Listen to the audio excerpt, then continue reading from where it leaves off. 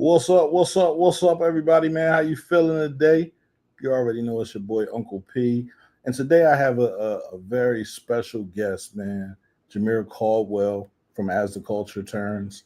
Um, he was once with the radio station. He is still doing everything that he loves to do, holding people accountable, trying to get people to have transparency in their communication, and being himself, bro, which is important, right? He has a dream and I'm all for it. I'm all for helping my brothers see their dream and following their dream to that point, right? So I want to introduce Jermir Caldwell.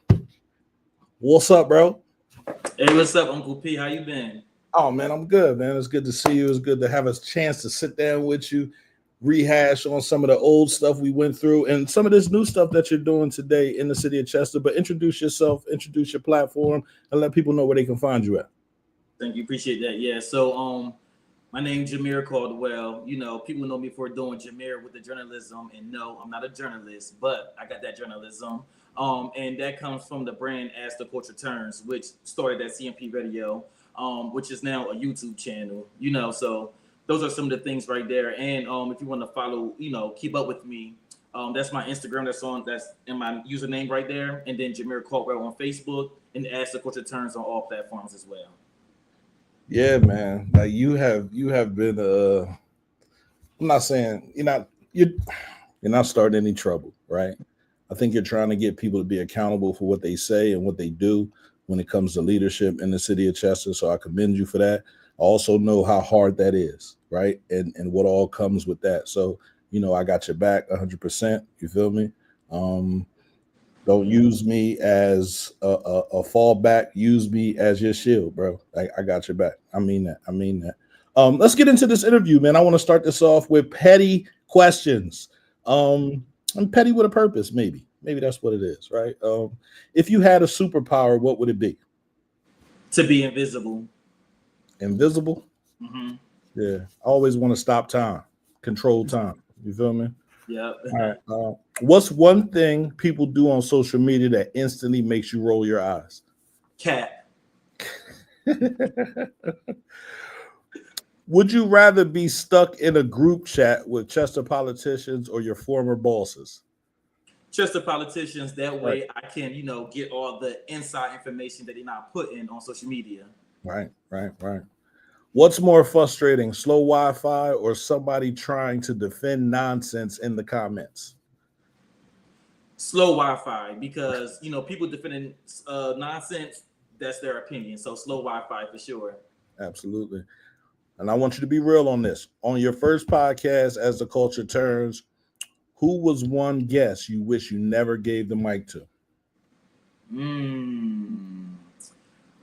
Wow. Does it? So Pierre, we did a couple of things. Does it have to be Right. like extra turns or like anything I hosted over at Any CM? anything that you've done. Anything that you've done. I wouldn't have gave it to. I wouldn't have gave it to people like I'm gonna be real, Nasir Leach or Fred Green. You still shooting shots, man. Ain't nothing wrong with that, man. Shoot your shots, man. You miss 100% of the shots you don't take. So keep shooting. You feel me? Let's get into some questions, man. Let's start from the beginning. What inspired you to be a freelance journalist in Chester? So originally growing up, for me, growing up, a lot of things that we watched, my age group watched on TV was 106 in Park. So initially, I always had like a dream of being a host, and I thought I was going to host 106 in Park. But by the time I got old enough, the show had got canceled or whatever. So of course, doing freelance journalism in Chester, it started with me being at CMP Radio. Because with that being a community radio station, I felt like it was appropriate to talk about things that was happening in the community. Right. And even going forward, I think because of the lack of people being, I don't want to say involved in politics, but the way the city has continuously been going down the drain and everything. For me personally, I wanted to get involved because I felt like it wasn't nobody speaking out. I was Mm, having these conversations with people, behind the scenes or, in text group chats and everything. But I'm like, you know what? Someone really have to speak out. And I'm not sure if you know, Pierre, I'm kind of an introvert. right. So the fact that I'm the one speaking out, it was really God telling me that since you think someone need to be speaking out, you need to go do the job and speak out. So a little bit of that, trying to get justice and clarity. Right, absolutely. I remember when you first came into the door, man, and I told you, I had your back. I said, whatever you want to do, let's get it done. Some things happened while you were at the station. I was going through a lot, you were going through a lot. And we just fell off, right? But one thing I want you to know, and I want everybody out there to know, that I never left from supporting you. You feel Thank me? Like it was some iffy things that happened. I did some things, you did some things, and we stopped communicating. But I'm always in support of you doing what you love to do, and this is what you love to do because I see you doing it. Much support, man. Much support from me. thank you. For those who may not know, what was As the Culture about? As the Culture Turns about? No problem. So as the culture turns was about getting the culture to turn in a more like positive, Mhm. authentic type of situation. So I feel like the state of the culture at the time when I started, which was in 2019, a lot of it was more so about like let's try to support black owned businesses because it was a bad narrative about black businesses. Let's try to end gun violence because gun violence was being glamorized, Right. and let's try to, work together and not have a crab in the barrel mindset. So a lot of that was trying to turn the culture from what we're stereotyped to be and to move in a more positive direction. That was what As the Culture Turns was supposed to be about. And that's why I had people such as like, Chanel and John, Mhm. who Chanel was a school counselor. So it was Right. like, okay, she kind of reached the children. And then John was a father, husband, and an entrepreneur, So it was like, okay, he is someone that, again, father, entrepreneur, and a husband in our age group that I was like, okay, he has a very important voice. And then for me, who had like the idea of it all, it's like, okay, now let me figure out how to bring this all together. So, As the Culture Turns was definitely supposed to be Chester's The Breakfast Club. Right, right, right. Ain't nothing wrong with that. Listen, man. Like I said, when you first came in with your team, you feel me? It was nothing but support. Being an introvert, which you just said you are, right? How did you find? Did you find it uncomfortable to be in front of the microphone, or was it like a second home?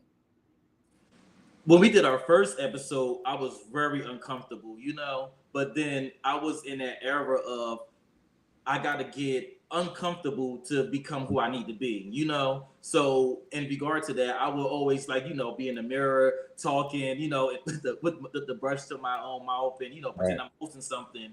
So 2019, I really wanted some changes in my life and I really wanted to pursue what I wanted to do. So, I had to step out of that introvert thing. So I started doing like random things on social media. I took pictures with my shirt off. I would have never did that. I'm like, let me start making myself uncomfortable.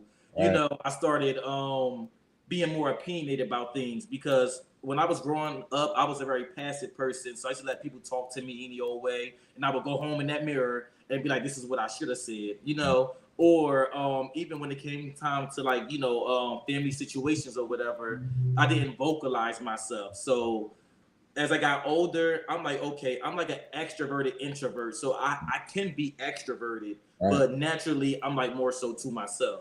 Absolutely, absolutely. What was it like working with CMPRadio.net, and that experience teach you about storytelling and truth telling in Chester? Thank you.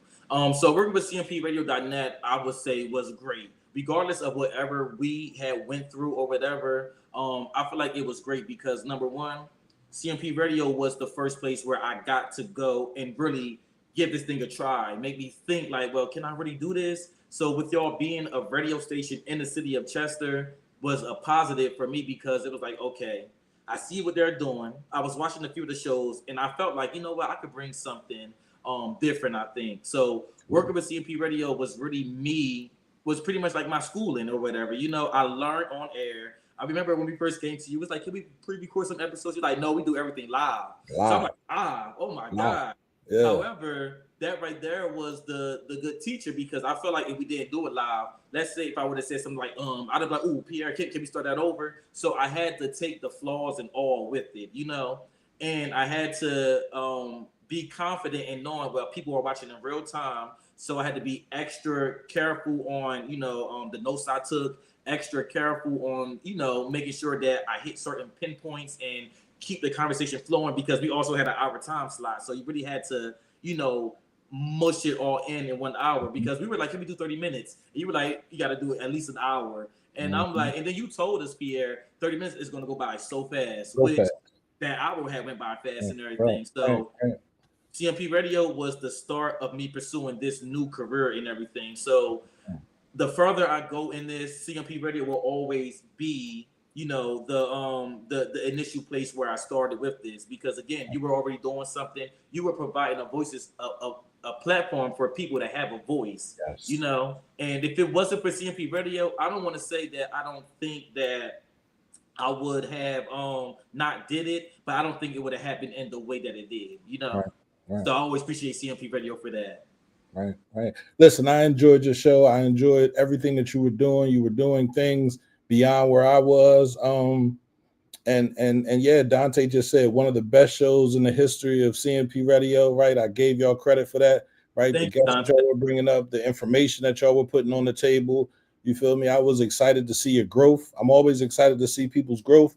Like when I started this, it wasn't about being in the front. You feel me? It was about providing the platform for people of our in our city to talk about the things that matter most to them, right? And I saw you doing your thing. I saw you being who you were, right? I was excited. It just things just happen, right? And sometimes when you look back on what happened, you try to figure out why it happened that way. And I can say, like, I want to say 8 out of 10, it was probably all my fault, right? Everything that I was dealing with personally and trying to make money and trying to get the station to be here and dealing with a lot of other things on the side. I probably said some things that I say things that people don't like. I push people, bro. And I said it. I was just watching a video about the radio station, and I was saying, people support. I said I push you, and I might push you a little too hard, and sometimes I do that, right? So on live, on air, I will apologize to you right now, right, and tell you I'm sorry for anything that I did or any way you took it. That's not what I meant. All right. And thank you. I received that apology, and also the same here, because, like you said, you were going through things.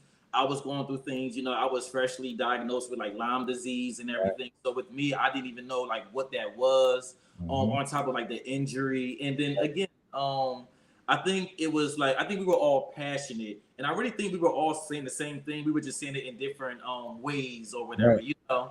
And Absolutely. and yeah, so I think that I also extend my apology as well, because I wasn't an angel in the whole situation. I'm not going to sit here and act like I was.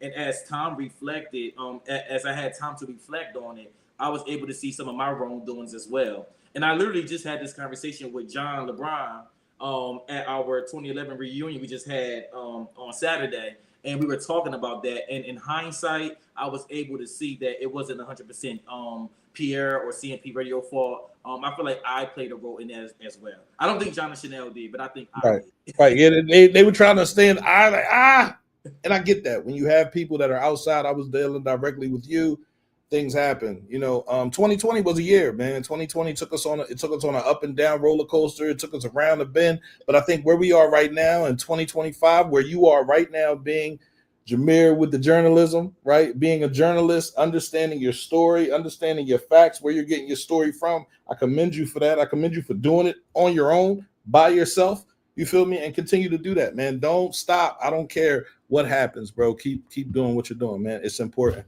Thank Let's you. talk about growth and reflection, man. You took some time away from the mic, right, to get yourself together. Where have you been, and what's changed in your perspective since you first ran? Thank you. I like that. Yeah. So once I had stopped doing the show at CMP Radio and everything, I do remember I had to take some time off to figure out, as much as I knew this is what I really wanted to do. I had to like reassure myself, like, listen, if you continue to pursue this, you got to be really serious. So I wanted to kind of like you said, 2020 was a lot. So I wanted to kind of pivot away from like social justice and different things like that. So I had applied to be one of Jason Lee's, who is the owner of Hollywood Unlocked, which is like a black TMZ for whoever don't know that. I had applied to be one of his media millionaire students. So I wanted to go take courses and make sure that I learned everything like from behind the scenes. I wanted to tackle new territory about like which type of topics I talked about and everything. I wanted to pretty much diversify myself. So during that time, I had to go on a show called Gagging with Jason Lee, and it was like a late night talk show where, you know, again, the point of the show was to make people gag on what you said and everything. So you had to be very, Controversial. yeah, Yeah. controversial and everything. And you had to really kind of stand out. So for me, I remember some of the criticisms I would get over there and everything when I first came. It's like, oh, this is not CNN. You need to loosen up a little bit. And for me, I didn't take that personal. I took it as constructive criticism. Okay, Mhm. let me see if I really got what it takes to, you know, kind of you know, be that funny person. Because I truly didn't think I was a funny person. I'm not Right. gonna lie. I didn't think I was funny. And I didn't think I had the bandwidth to talk about anything other than social justice. But Yeah. social justice was in 2020, it was a lot. George Big- Floyd, Breonna Taylor, and I just was tired of talking about that stuff, you know. So once I applied to be one of his media millionaire students, I started to do his show weekly and everything, and it was giving me the experience to, number one, work with an industry professional, because again, CMP Radio was like my was my school. Yeah. Media Hollywood Unlocked was like going to college and everything, you know, because he was already in the industry. So I had to pretty much learn how to make a name for myself on his show, because on his show it was a lot of people coming up on the screen, and you had literally like 2 to 3 minutes to get what you had to say out and, you know, impress the audience. And I didn't get it right all the time. They hated me most of the time, but my biggest goal was, listen, whether they hate you or like you, be remembered. And that's what I try to always remember from it. So I was doing Hollywood Unlocked for those years that I was away from Chester. What lessons did you learn from the first time? The first time with CMP Radio, Yeah, yeah, yeah. the lessons I learned was to number one, make sure that when you that's a good question. What lessons did I learn? I really did learn, like, don't give up, you know. Right. And I also seen a lot of the way that you say you perceive you act. I seen a lot of that in myself, Yeah. because then I started to, you know, try to build my own network or Yeah. whatever, and I Yeah. had to work with people. And then I started to see on the other side, like, you know, trying to get Mm. people to show up. And Mm. at this time, Pierre, it was so easy. When me, John, and Chanel was doing the show at CMP Radio, we was going physically to the station. Right. This time we were doing it live like this from our homes Right. and everything. And I got to see how it was to be the quote unquote boss. And it Mhm. was a very stressful thing. So for Yeah. me, I learned have patience with people.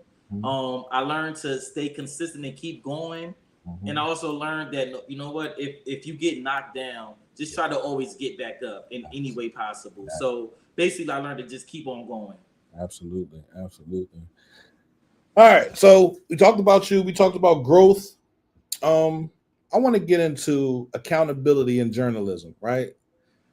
When you get up there and you're questioning whatever leader's in charge, whatever didn't go right the first time, what is your ultimate goal when you're questioning? My ultimate goal is that for any question I have for you, you should have an answer. You Mhm. know, and I'm expecting more transparency with our elected officials for our community, because what I would see a lot of our community, whether it's on Facebook or, you know, in certain groups that I'm in, a lot of people would have issues with the way either things are being ran, or have issues with, you know, them feeling like it's the same people in office over and over again and nothing is changing.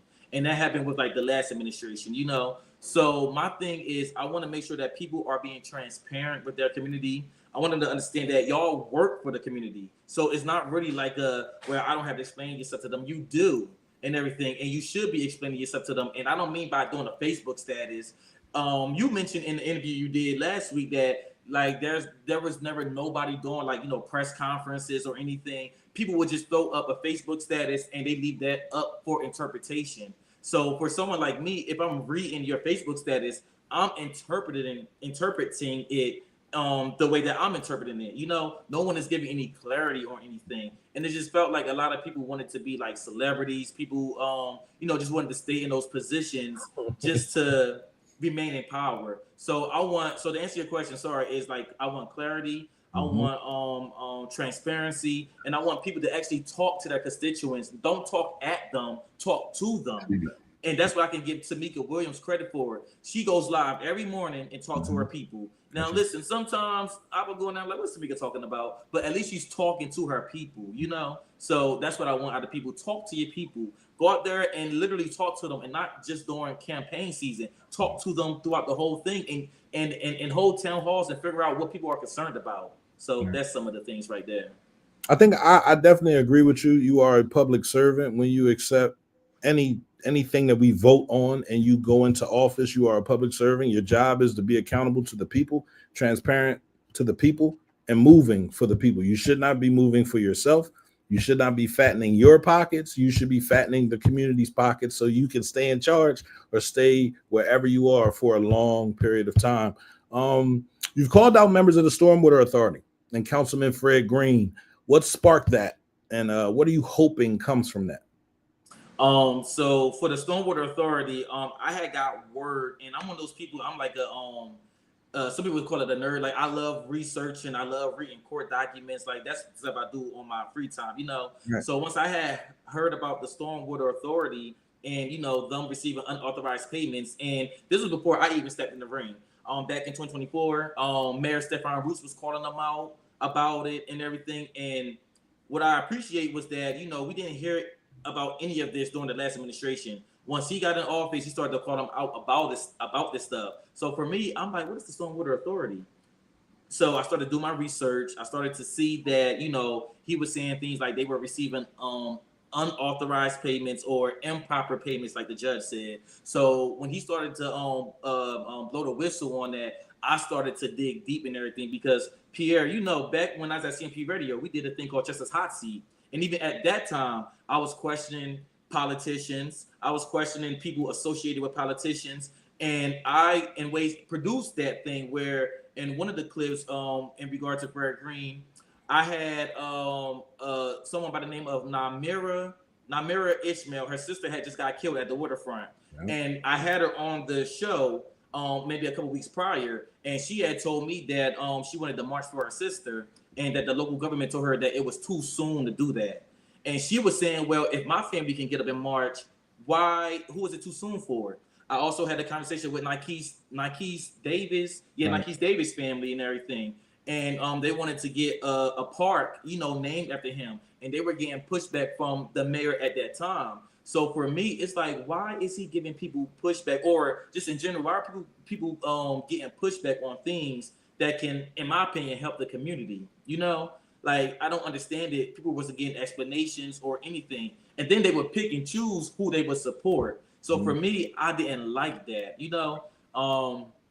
So in regard to that, I just wanted to make sure that I was holding people accountable for the positions that they are in. And that's the problem. None of this is personal for me. I don't personally dislike anybody. But if you're in that seat, Pierre, you could be in one of them seats. And if you wasn't doing what you was doing, I would be calling you out too. It's about the seat in general. So that's a little bit of. I've had the pleasure of sitting down between you and Crystal Burrell and being interviewed and being drilled when I took the job with CPSN. Right, first thing y'all say, why you working with the district attorney's office? What kind of relationship do y'all have? And like I told you, my only job when I took that job was to make sure the people received what they needed to receive.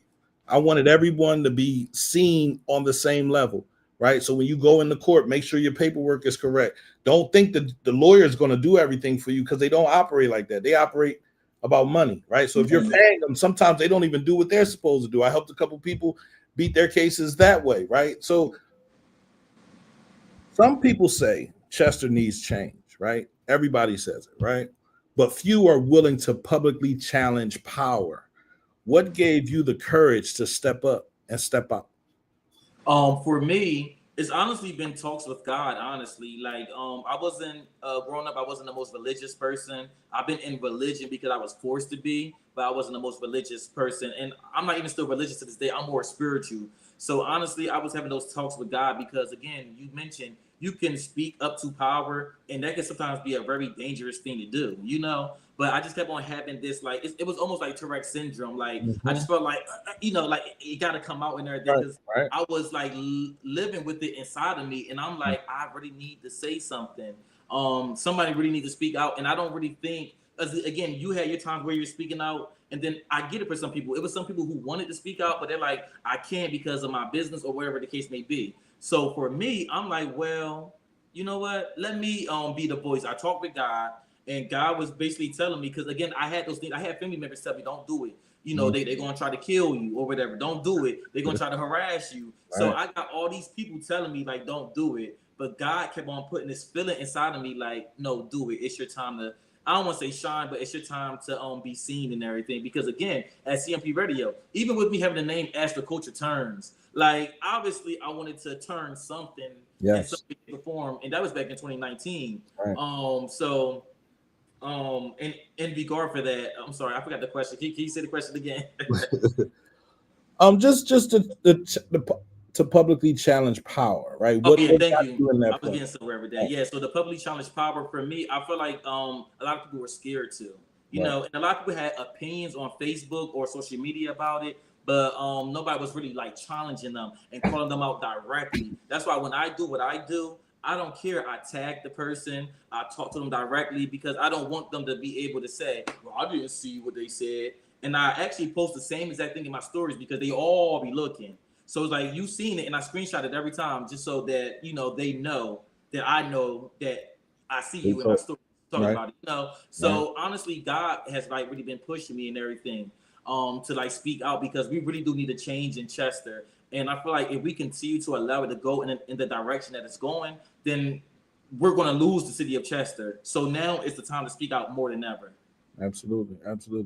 I saw your post about what happened down at Truth nightclub, right? 291, the police and the young men that they harassed. Can you give us any update on that? Yes, I can. So from what I've heard that they did do a private investigation with the district attorney's office, and the district attorney's office basically cleared Officer Brzezinski to go back to work. Okay. So prior to that, I have a lot of people like, you know, sending me like DMs and everything about like different things, talk about this, talk about that, and everything. And someone had told me, my source, because they don't want to be revealed, my source had told me that, hey, I just saw that officer that did that thing back on the streets. And then I had also reached out to the person who recorded the video, and he had told me that he has been being harassed ever since he had put that video out. So District Attorney Jack Stolzheimer basically found no wrongdoing in what the officer did. When I first spoke out about it, we were told, wait until the investigation is over. Wait until, you know, the other video footage come out and everything. They were basically trying to tell us there was two sides of the story. And even if, you know, even without the other video cam footage, what we still saw was terrible, and it shouldn't have happened, and it shouldn't be happening, you know. Right. So as of now, I know that Commissioner Blackwell said that she couldn't really do nothing in regard to that investigation because the district attorney was doing it, and they cleared him of wrongdoing. And I just recently saw that Councilwoman Tamika Williams spoke out about it and demanded, you know, more evidence, because what everybody say, Pierre, is, well, you didn't see the full video. Put it out. Why y'all holding it? Why y'all holding the video? Because if it was something in that video that shows what they alleged that man doing, I'm sure they would have put it out. If he was running or if he was, you know, combative with the officer, there would be no reason that they wouldn't put it out. So from what I hear right now is that the investigation is over and that he is cleared to go back to work. I'm from the street. I played in the street. I was always told, if you run from the cops, get away. Because if you don't get away, they're going to jack you up, right? I've got tased by the police for not getting away. I've experienced not as bad. Well, I got beat up by the police and I wasn't doing anything, right? So I know how that feels. And I also know how it feels when you feel as though you have them in your hand and something else happens to make you look worse than what you actually were at that time, right? So, you know, I'm gonna tell you, keep on doing what you're doing. Don't let anybody stop you. If you feel like you got to report it, get it out there. And don't be afraid to rattle some cages. See, because when you begin to rattle cages, then people start coming with blessings. Here, take this. Here, you need this. Here, you want this over here. Here, do this. And what that does is that takes you off track. You get put off track because of that. Right? You try to figure out how to make money. like I said, 2020, when the station was going through what it was going through, I was trying to figure out how to make enough money for the station, right? I had to get a job. I got a job. Then the DA called me. It was crazy. I'm like, what you want to hire me for? But understanding, I went in there, I talked to them. They're great people, right? I have nothing against them. It's just what I see for my community is different from what they see because they're not a part of it. So I understand what it feels like to be a young man that's hungry, that needs to eat, that's going to go sell drugs to do that, right? I can't tell him that he's wrong. That's what he sees. That's all he sees. So he can't do anything better. So with me doing what I did, I think I stopped doing the radio station as much as I was before, and I started trying to make money to make things happen. And things happen, bro. Things definitely happen. But and I'm sorry, and I can on that because like you, I've had personal interactions with the police as well. You know, I grew up in Toby Forest most of my life. I'm from the William Penn Projects, born there, but my mom moved us to Toby Forest. So again, up there, township don't play. So we would be on our step, and they would be like, "Go in the house. You can't be outside." You know, or if our music was playing too loud, they would pull us over. And one time I remember they pulled us over and put us in handcuffs on the hot ground in front of the 7-Eleven. Anybody that's riding past, we look like criminals. You would think, oh, they must have got busted with some, drugs or whatever. When really we were pulled over for listening to loud music. Mm-hmm. And I'm like, does that warrant you to put me on the ground in handcuffs? Yeah, and like that. So those are some of my experiences with the police as well. So that's why for me that's a passionate topic for me to talk about because whether I've been through it, we see Black people, unjustly harmed by police officers, and I've had family members go through it as well. Right. What kind of pushback, if any, have you received from making your voice louder? I've been told to be nicer. I've been told to pretty much, like tone it down a little bit because you don't want to scare the people. I've also been told like, I only report on negative things, and right. I want to put a rest to that. I feel like I report on the real things and the things that the community need to hear. So if I'm over here, Pierre, just reporting on, bubblegum and lollipop, then that's like a fairy tale. Like we live in reality. And I'm sorry, sometimes I live in a harsh reality. And Chester right now is in a harsh reality where we are in a bankruptcy city, where, it's been found that people was receiving improper payments. I don't want to say embezzle, but improper payments and everything. So for me personally, I just feel like those have been like some of the things people have been telling me, like, like be nicer, tone it down, try to diverse what you're talking about and everything. Don't get me wrong. I've taken some of that into consideration. I don't necessarily cuss on my things anymore because I do want to be somewhat marketable, and I don't necessarily, I now pick and choose my quote unquote battles, and when I say that, for people who take accountability for the things that they say they did, okay, I'm not going to keep beating a dead horse, right. But if you're not going to take accountability and if you're going to just gaslight people and everything, then I'm going to beat at you every single time. I'm going to remind people of your history in office every single time. And I don't care if it comes off as I'm being the boogeyman or I'm negative. No, listen, I feel like we need to have a very honest conversation with our community, and they got to be more honest than ever now, and a lot of those people, I do feel like some of those people who give me that advice, they do have good intentions for me, but I'm someone where, again, I talk about Tourette's. I just feel like sometimes people tell me this and I'm like, no, I gotta say it. Like right. For me, and Pierre, I was at the station one time. I hope I can say this. And I remember, we had Judge Dawn Van up there, and I know we wanted to have the conversation a certain way, and I'm like, you never told me what to ask or whatever, but I know for her we wanted to like stay along the lines of like what she had recently accomplished. Right. I'm like, okay, Pierre, I'm still gonna ask about my brother case though. So and have the interview, I would ask about my brother case. You never told me not to ask about his case, but don't be mindful. Yeah, be mindful of what you're asking, right? Exactly. And understand that you're pushing a personal narrative. When you're a journalist, bro, it can't be personal. That's the one thing. That's what shook me, right? Because it was personal for me because there was a lot of my people involved in a lot of things.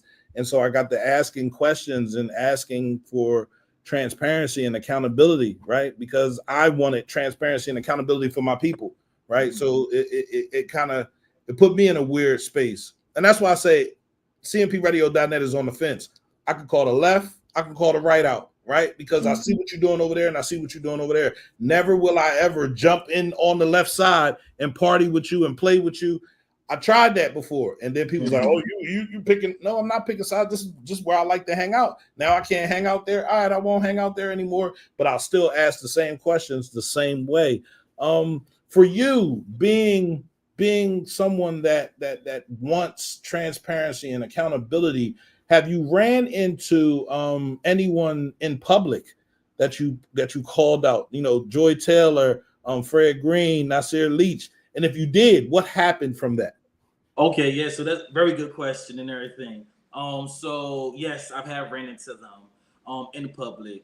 And For the people that you named, so the thing that disappoints me in regard to Nasir Leach, I don't even really have an issue with Nasir Leach, you know. And me and him had like a whole hour conversation last year on the phone, like, and we wanted to clarify like some things, and I'm like, listen, I don't really have an issue with you per se, but I have an issue with the people that you are around. Right. And I don't want you to take it personal that if I'm calling them out, because I've seen it in the past, if I'm calling them out, I don't need you stepping in because my finger going to point in every direction. Like you said, right. Pierre, I'm not over here like, oh, I'm not going to talk about the Democrats. I'm going to talk about whoever. So in regard to Nasir Leach, we recently worked a sneaker ball event together, you know, and we were getting along very well there. You know, I helped him with his notes. You know, he came unprepared. And I'm like, listen, let me help you because the last thing I don't want is for you to look crazy, and I don't want the event to look crazy, you know? Right.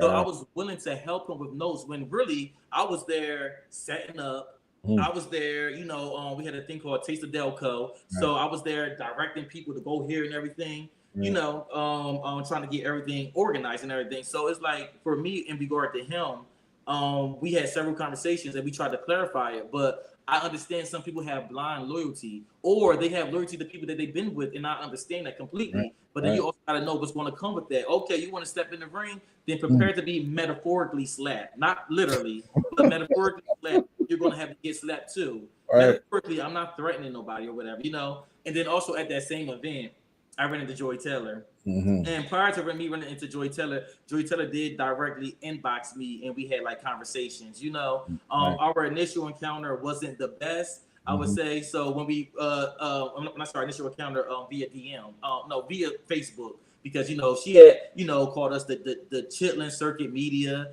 and I'm like, the Chitlin Circuit. They said it about me too. They tore me apart, bro. Like they tried to mess with me getting grants and everything, bro. Like literally.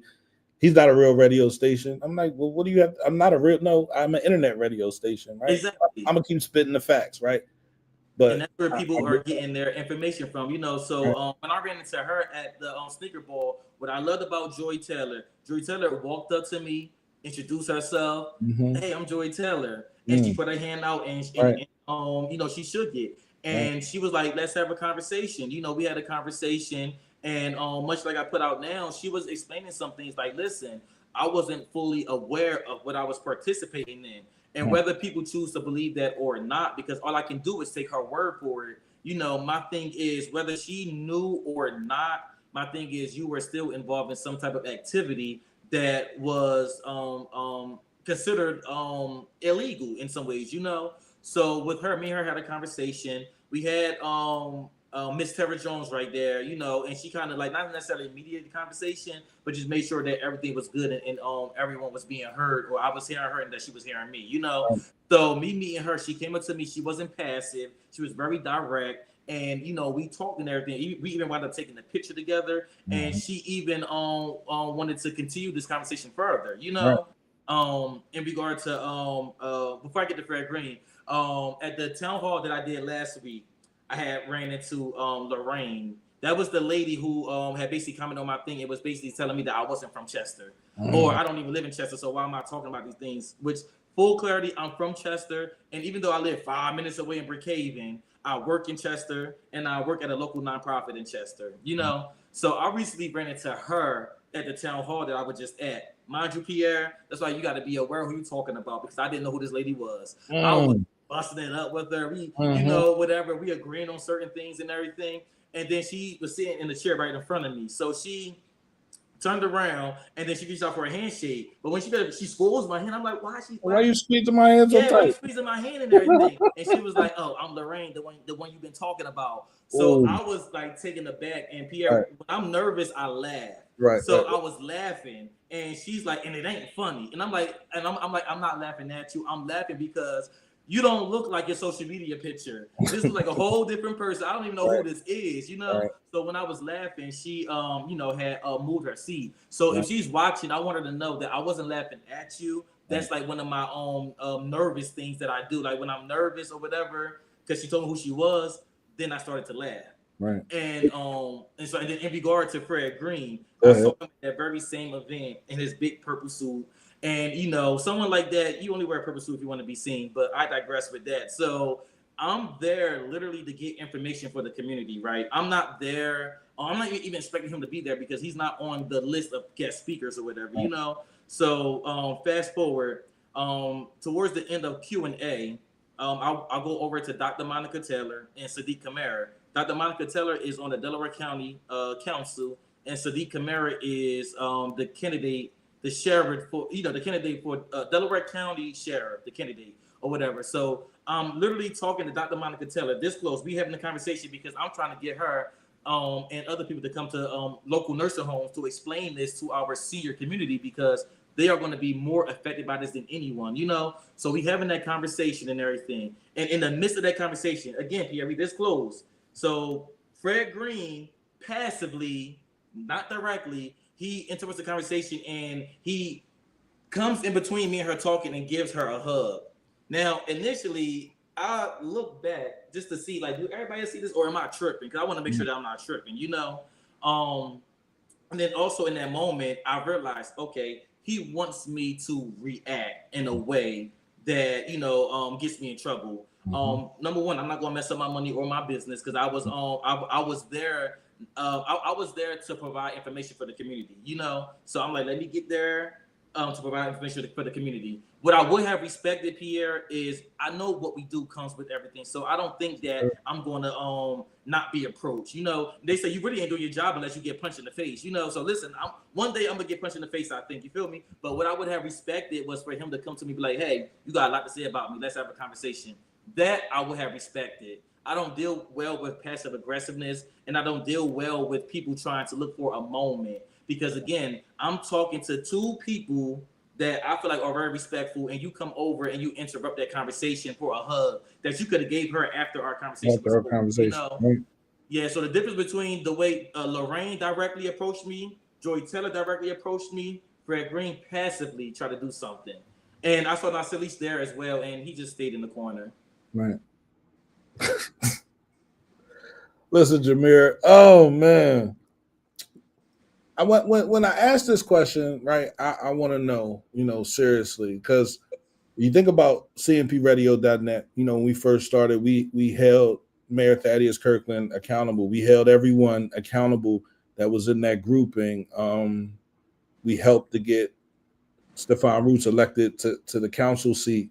Not so much with the mayoral seat because that system was all messed up, right? I didn't like it, and that's a lot of the reason why I took a step back, right? Because I'm like, this ain't mathing, right? It's not this. Why would we? Anyway, we're not going to get into that. I'm talking to you. What are you really looking for from the city, the leadership, and the people of Chester? I'm looking for the leaders to actually lead. So Mm. again, you are in city leadership. You have to lead by example. And when I say that, you have to, as I stated before, talk to your constituents, figure out what they are outraged about. Perfect example. When it came time for the Peace, Love, and Unity Festival that's going on, for me, I don't think that right now that is what the city of Chester need right now. What we need right now, we really need community. So transparency is what I need for people. I need people to understand, like, live in the harsh reality. Like, we Mhm. are literally in a bankrupt city. Yes, And we when I are. say we are in a bankrupt city, like, we literally could lose our city of Chester. We could be gentrified and pushed out of here. And then we're going to have these leaders that's in these council meetings not knowing what's going on because I remember Tamika Williams that went live and was like, hey, they're building some apartments and we didn't know about it. And everybody in the comments was like, so as a city council person, you don't know about this?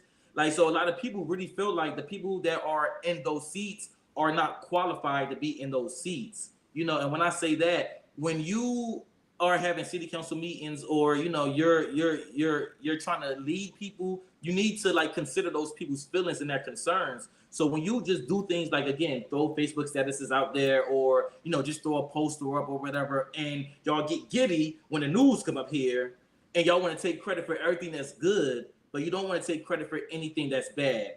For instance, the young man that was hit by, not the young man, the little boy, Nalik, Nalik. Yes. Yeah, with him, I've always been so scared to touch his story because I don't ever want to feel like I'm touching his story for clout or anything. Right. So that's why I never touch on his story. However, people want to take credit, like, oh, we got him home, we got a big parade and everything. But my thing is, what is up with the follow up with that? Because after he came home, he had the big parade and everything. His mom went live on Facebook talking about she needs help with her son. So again, y'all there for the glitz and glamour of it all, but are y'all really going to hold her down when she really need help with her son in real life? Because once the parade is over, she has to be left with her son to take care of him and everything, 24/7, bro. 24. Exactly, yeah. So that's something. So for me, when it comes to them, I really just want to make sure that the community get engaged. For so long, we wasn't engaged, and I'm gonna say even me at some points I wasn't engaged as much as well. So I want to get the community engaged. I want to make sure that whatever information I put out there, that they are aware of it, and they can do whatever they want with that information. I'm not telling nobody to believe me. And obviously, in some way, Pierre, I think it's working because people are energized. And I want people to actually show up at the next election, because a lot of these people are being reelected because people are not getting out there and voting. They're voting for the president, but they're not voting for the things that actually matter. So for me, my whole goal in this is to make sure that people actually work for that position, and that when you're campaigning, you're really going to have to answer some very tough questions. And I hope to be one of those people asking those questions. So that's what I want. I want people to actually earn those seats and not just get it because you was elected by this person or you're in this group or whatever. No, earn that seat. And when you're in that seat, do what you're supposed to do when you're in that seat. That's everything the radio station stood for in the beginning, right? Asking for accountability, asking for transparency.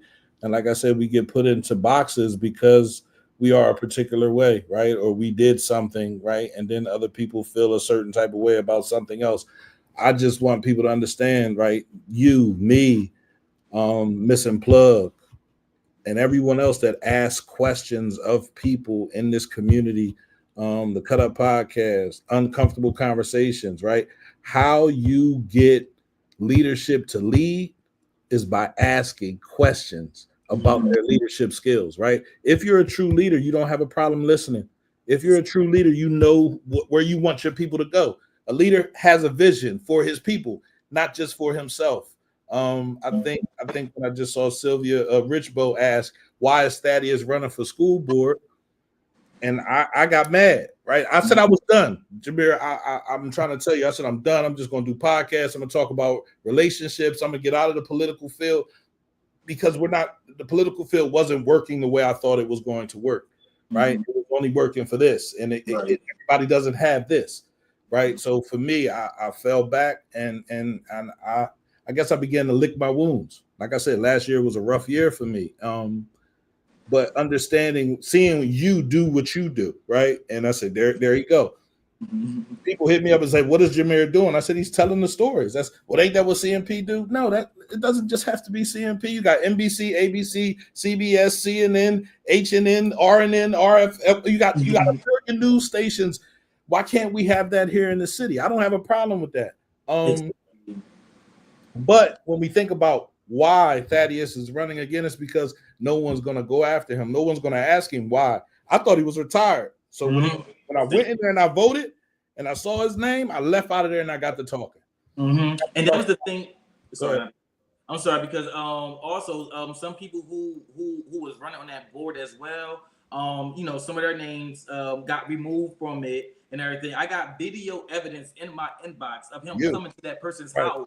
Right. And basically trying to intimidate them. Now, I never put that video out because the person who sent it to me didn't want it out. So why you send it to me? I asked him 30. I said, why you send that video to me if I can't put it out? Right. That's what I'm like. I said, I love you. I love you. I love you dearly. And I got your back. When I say I got your back, I got your front, I got your side. I'm here. If we trying to make this happen, we need to move on it now. We can't sit with it. But, it was I really don't want to touch that. And I get it, right? Everybody don't want the smoke, bro, but you got to be ready for the smoke. Like you said, at some point, somebody's going to come up to you and punch you in the face if you tell the truth. And you got to be like, well, come on and come punch me then. Because I'm going to keep talking. I'm going to keep doing what I'm doing. I'm going to keep holding you accountable. So like I said, I went live, I talked about it, and he got to talking about me. Or you have friends in the DA's office. I said, listen, I worked with them. I wouldn't really consider them friends because if I needed something, they wouldn't come and help me. Exactly. The people that will come and help me when my mom passed away. They were there for me. They were standing by my side. I didn't see y'all at my mom's funeral. Exactly. So that's when I started judging my friends who was there for me when I was going through something. Not when I'm up and I'm doing all this thing and I can make this happen. I can talk about this person and hold this person accountable and make this person look short. No, who's there for me, right? And that's another thing you got to understand, right? Everybody can say they're there for you, bro, but it's only going to be a few. And if you're okay with it only being a few, keep it that way and keep pushing. Don't matter who like you, don't matter who don't like you, who talking about you. They're going to talk about everybody. Literally. Exactly. And to add to that, Pierre, that's the thing. That's why with me, I don't get caught up on how many people like it, how many people comment on it, because the analytics and the views say different on it, And again, I'm not like, the most viewed person, but you get what I'm saying? Like, I see way more people seeing it, and it's actually waking people up, And I want to say this because I know during the interview we did last week, they was like, he had Councilman Fred Green, because I'm direct, he had said, well, if you really want to make a change, get in office. Don't just talk trash on Facebook. No, wrong, because this is the thing right here. All change don't got to be made in office. I don't want to be a politician. And actually, I want to say this to give him his credit. I actually think he's blocking his blessings because during that interview, he said he wanted to be a host. He should have stayed the host. He should have stayed in entertainment, and everything that he's doing would make sense right now. But as an elected city councilman, it doesn't make sense, So when you say things like, well, get involved, come to the council meetings. Sir, I work a full-time job. I can't come to council meetings and squabble up with y'all every single time. But what I'm going to do is when I get off of work, I'm going to go watch that council meeting, and I'm going to make sure that I put it on Facebook for the community to see, because even when I do Jermir with the journalism, Pierre, you see I do it for 3 minutes because I know this person got a short attention span. So I'm like, okay, let me try to get my point across. Let me try to narrow it down, and I don't want to say dumb it down, but let me simplify it for the people who don't understand all those big mumbo jumbo words, and let me and execute what I need to say. So when people say, oh, they're only talking trash on Facebook, that's where our community is. You're posting statuses on Facebook, so it's a problem when I go on Facebook and hold y'all accountable, and that's for all of them, not just him, Shaquan Davis, Tamika Williams, Portia West, who every time I watch a city council meeting, she's on speakerphone, so she's not even there physically. And I've even been critical of the mayor, Stephon Roots, even though I'm aligned with what he does, I've criticized him on some things before and everything. Like, my finger pointing every direction, But the thing why I guess some people think, like, I go at Fred more because when I was first putting things out, he was, hee ha ha in the statuses, laughing at people comments and everything. So he was doing a lot of passive aggressive things. So for me, I'm like, okay, since you want to not take accountability and don't directly address it, I'm going to make sure that I remind everyone of, how unqualified you are for that position, So I don't like that when people say, well, come to the council meeting or get involved in politics. No, I feel like I'm much more powerful holding y'all accountable. Absolutely. Do you think local media has a responsibility to change the narratives and hold public officials accountable? I think we just talked about that, but yes, we do got the responsibility to hold local officials accountable. Now it depends on what you are about. Now, if you are like Malcolm from the Concrete, right? He does more so like hip hop entrepreneurs and everything. I don't really expect that from him because I know what he stay in. He kind of does like the interviews and he talks to artists and entrepreneurs. But people like you, people like myself, people like Dakeem, people like Nolan, people like Lena and all of them other people. I feel like we have a responsibility to do it. And I do feel like everyone that I just named are actually doing those things. Absolutely. And making sure that they, call out injustice and they speak out and they voice their concerns. Now, we all do it in different ways. Dakeem is more so of like, he'll go live and he'll go to events and everything. And he'll come to town hall meetings and he'll do his thing that way. For me, I'm like, doing it in content form, like I'm talking and everything. You know, we got some people who will, you know, write articles like the WHYY.org. They write the articles and everything. And before Mayor Stephon Roos was the mayor, he had the Chester blog, you know, PA blog or whatever. So He I still think has it. it's He still has it. responsibility. He's still doing some things with that, right? But it's hard, right, to be a mayor and also talk about what's going on inside of City Hall, right? It becomes difficult because then Exactly. people don't want to be themselves around you, and that's what happens when he went in as city council. You feel Exactly. me? He went in there as a one man, and he made some things happen. He wasn't able to make a lot of things happen. It was like, all right, let's give him a shot at mayor, right? Mm-hmm. And I just didn't make sense to allow Fred Green to run. Like I said, Mm-hmm. if you're trying to get rid of a whole system, we were trying to get rid of that. If we're trying to get rid of a whole system, leaving any remnants of him in any building is a bad look. Right? Exactly.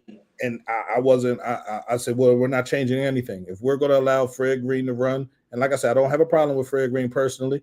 I just feel as though he's not a real politician, right? Exactly. He He's an can't. entertainer. He's an You're blocking entertainer, your blessings. Go be a host. right? You would be so much more successful. Yes, you This would. is me giving you props. You would be so Hollywood, much more successful yes, if you go was do it, entertainment. You was a host. Like he said, he wanted to be a host. right? So I'm trying to figure out who pivoted you. I mean, my only guess could be Thaddeus. And I would say get him out your camp because he turned you in the wrong direction. You should have been a host, you know, with your long perm that you used to have and everything. And you should have been doing your thing that you always do, you know. And that's the thing right there. It's like when you get in politics and you're in a public seat, you work for the people. So you cannot get mad when people call you out for the things that you are supposed to be doing.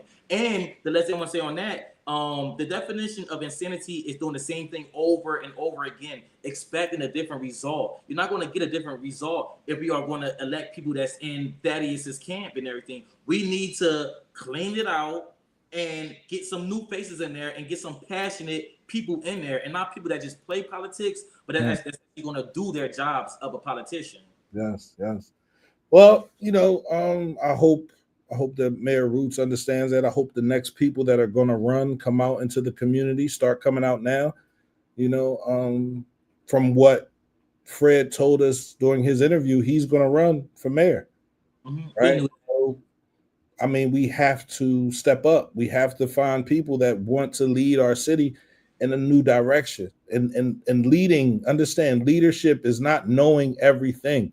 It's Exactly. also being a follower, right? You have to be able to listen. You have to be Mhm. able to listen to your people. You Be got a to student. be a student, bro. Be a Exactly. student. So, And can I say this real quick? Sorry. go Because ahead, do your the thing. topic of that, I remember during the interview, he had said, you know, when he said he was running for mayor, and you know, someone in the comments asked, what qualifies you? He listed all these positions he had. Listen, I've worked at a million different jobs, but what he didn't list is what he accomplished in those positions. So just because you had the insight to get these different jobs and everything, that doesn't mean that you are qualified to be mayor. What have you accomplished? Don't tell me what you did before, but what have you done currently?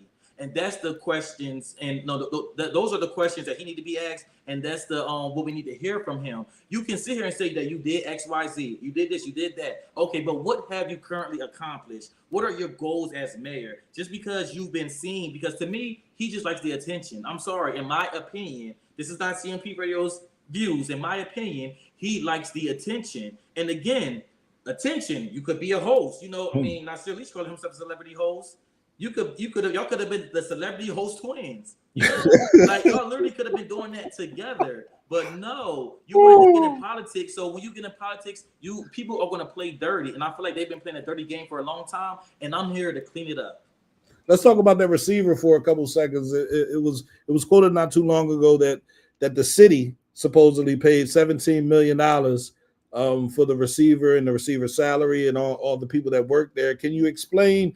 I explained it, but can you explain for the people exactly where that $17 million came from? Yes, so that $17 million came from the state. So that did not come from the city of Chester.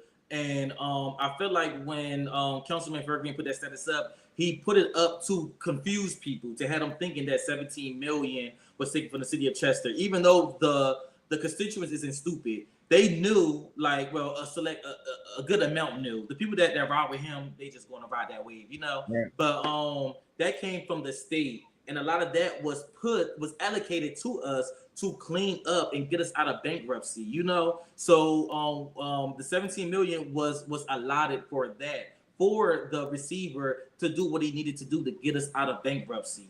Absolutely. So for clarification, it didn't come from the city of Chester. That came from the state of Pennsylvania to make sure that we get out of here. Because listen, I don't have an issue with the receiver, but I want them gone too eventually. Yeah. The goal is not for them to be here forever. It's for them to clean up, do what they got to do, and hit the road, Jack. But to hold the people accountable. So yeah, that's what that's for. It was specifically set to just help get us back to where we were. That money did not come from the city of Chester at all. When we think about receivership, when we think about bankruptcy, we think bad, right? It's not good. But this is for the first time in Chester's history, and I want everybody to understand how important this is. For the first time in Chester's history, we have someone that understands finances, really handling the finances, right? Not somebody that had a job at a bank, not somebody that worked at Santander. I'm talking about somebody that went to school, has a master's or a doctor's in finances, and understands finances. And for the first time in Chester's history, we have that. I think Chester, Ms. Zuline Mayfield put up a post not too long ago that Chester is the #1 corrupt city in the United States, right? And that goes way back to when the mafia ran Chester, right? So people have watched criminal activity take place in that office and feel like they can get away with it too, right? So I don't blame anybody that goes in there and just wants to do what the person did before them.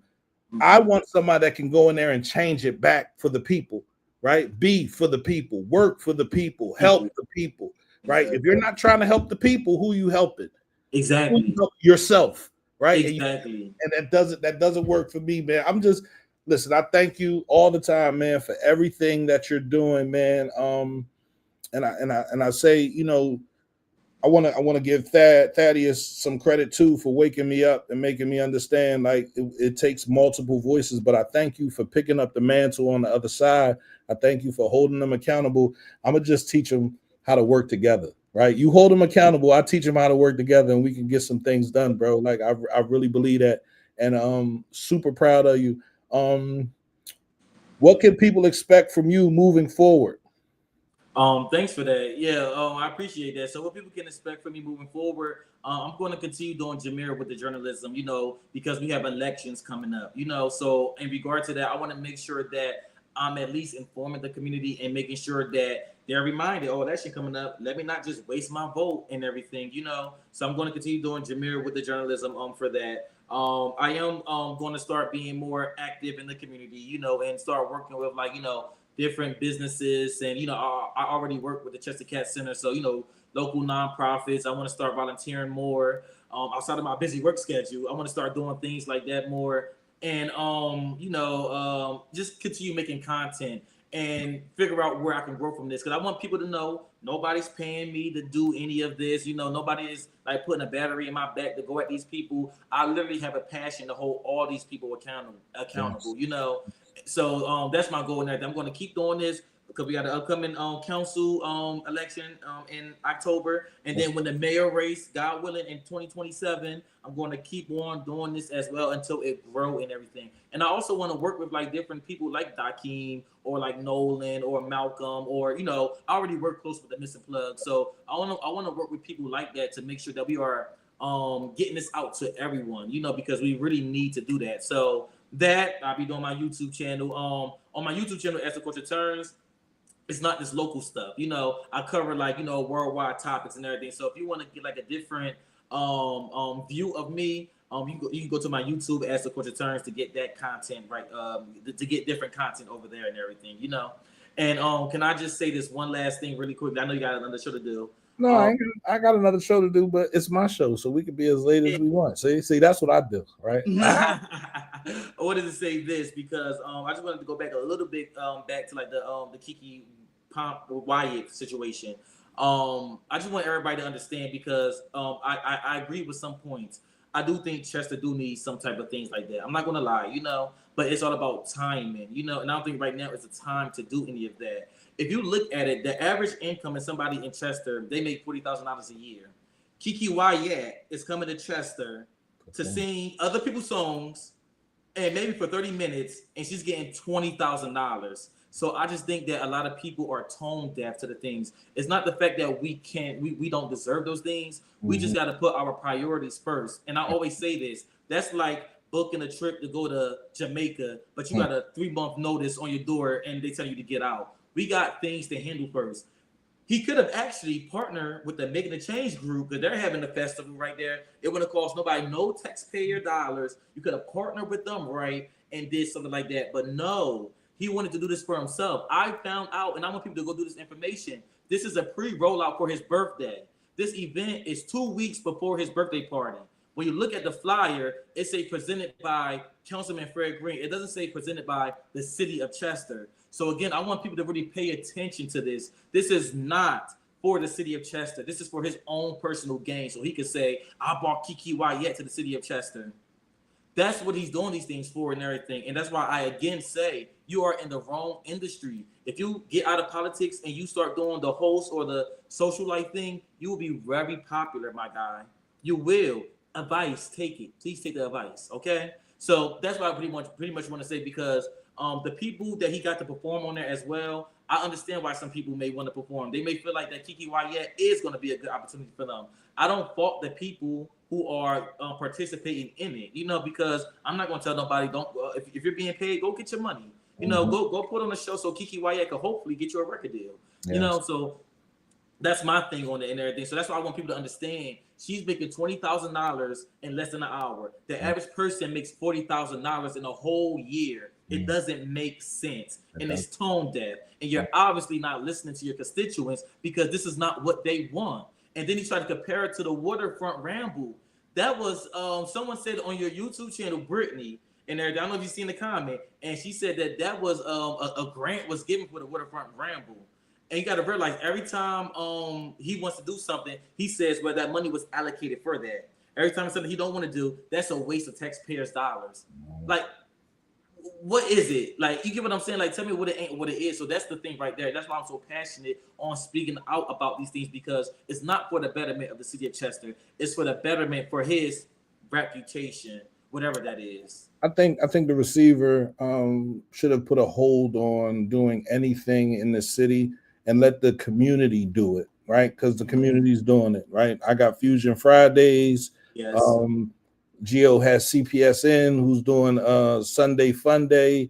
Making a Change groups doing their thing. We got the Missing Plug doing her thing, right? We have different organizations doing great things in the community. Again, when we build up the sense of community inside of our community, it helps the community grow.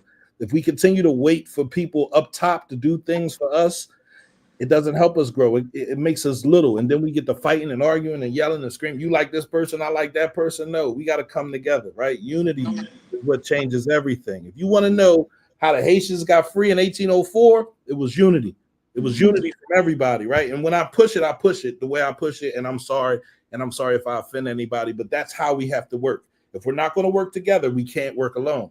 Right? Somebody's going to get paid at the back door. I don't want nobody getting paid at the back door. I want all the people to come through the front.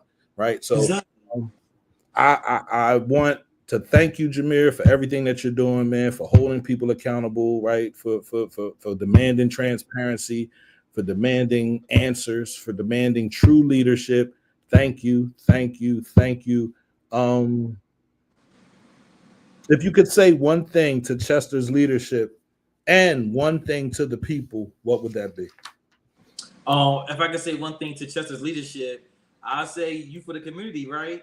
Then pull up. Let's have a conversation. Let's start having these community council meetings, whereas we could come and have these conversations. Y'all expect us to take off of work every single time you have a council meeting to come to y'all meeting from, again, like I said in the beginning, when I watch it, Shaquan over there quiet, Portia West not even physically there. Tamika Williams is, doing her thing to a certain extent or whatever, and Fred Green is up there, bravado and everything. You feel me? So what I would say to them is, pull up, let's have a conversation, because at the end of the day, we do all need to unite. I don't want to go at these people like that. These are my black brothers and sisters. I don't want to do that. But what I've learned is all skin folk, not my kinfolk. So if you're not doing what you need to do, then again, like I told you, Pierre, my finger pointing in every direction. I'm pointing at everybody. You feel me? And what I would say to the community: get involved, Please. speak up, make sure that you voice your concerns. And I do see them doing that, you know. And I always say conversations could start on social media, and I'm even learning this too, Pierre. After that, we do gotta show up at these places sometimes, and we gotta look at these people in their faces and say the same things that we are saying on social media as well. So, community, let's get more engaged and let's unite. Leadership, make sure that y'all pull up and y'all come to these places and don't just come for a photo op. Come talk to the people and set up some meetings with people like me, Pierre, Dakeem, and everything, so you can be asked those tough questions and everything. So yeah, I'm sorry, to the city government, pull up. I'm waiting. The way to be heard is at the polls. I agree with that. I get so disappointed when I see 3,000 or 2,000 or 4,000 people come out to vote out of a city with estimated, this is through the census, 36,000 and 34,000 people in our city. I think when we do that, we're letting people know that they could be any kind of leader they want to be.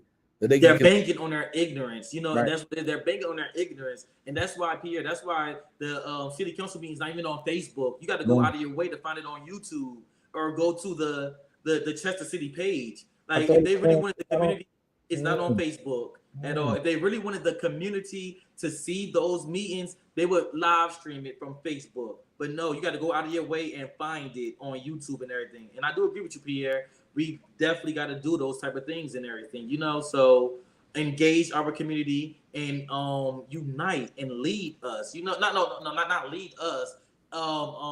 Be our leaders, but also make sure that you are not competent, that you are humble enough to come down and get the constructive criticism that you need. Because according to him and all of them, they're doing everything great. No, everything is not great. You know, not the way this city looks. So you're right, Pierre. We gotta to the polls and we gotta vote. And they don't want you to vote. That's the problem. So I'm here to make sure that they get out there and vote.